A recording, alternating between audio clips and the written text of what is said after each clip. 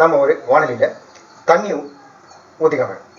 ஊற்றிட்டு கோவக்காயை ரவுண்டாக கட் பண்ணிவிட்டு இது போல் கட் பண்ணி நீங்கள் வந்து அதை போட்டு ஒரு அரை பதத்துக்கு வேக வைக்கணும். ரொம்ப வேக வச்சிடக்கூடாது.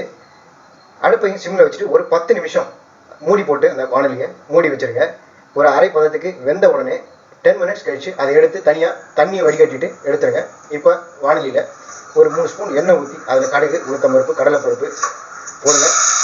தாளிச்சு கொட்டிட்டு கருவேப்பிலையும் போட்டு நல்லா சிவந்த பிறகு இதே போல் நம்ம ஆனியன் கட் பண்ணி அதில் போட்டு நல்லா ஃப்ரை பண்ணணும். ஆனியனை நல்லா வதக்கிட்டு அதில் வந்து இப்போ நம்ம வந்து தக்காளியும் சின்ன சின்னதாக நறுக்கி வச்சுருக்கோம். அந்த தக்காளியை நம்ம வந்து இதில் ஆட் பண்ண போகிறோம்.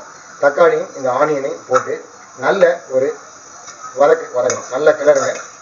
இந்த ஆனியன் நல்லா வதங்கிய பிறகு தக்காளியும் ஆனியனும் வதங்கிய பிறகு ஏற்கனவே நம்ம தண்ணி வடிகட்டி வச்சிருக்கிற அந்த கோவக்காயை அதில் நம்ம இப்போ கொட்ட போகிறோம்.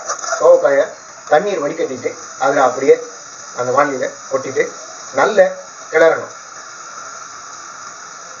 இப்போ நம்ம அந்த கோவக்காயை அதில் கொட்டிடணும். இப்போ ஆனியன், அந்த வெங்காயம், தக்காளி, இந்த கோவக்காய் மூணும் நல்ல மிக்ஸ் ஆகிற அளவுக்கு நம்ம வந்து அதை அடிவட்ட நல்ல கிளறி கொடுக்கணும்.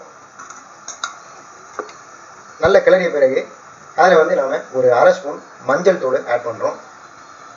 சமையலுக்கு மஞ்சள் தூள் ரொம்ப ரொம்ப இம்பார்ட்டன்ட். சாம்பாராக இருந்தாலும் சரி, ரசமாக இருந்தாலும், பொரியலாக இருந்தாலும் சரி. இப்போ அதில் வந்து கல் உப்பு ஆட் பண்ணுறோம். தேவையான அளவு கல் உப்பு ஆட் பண்ணிக்கோங்க.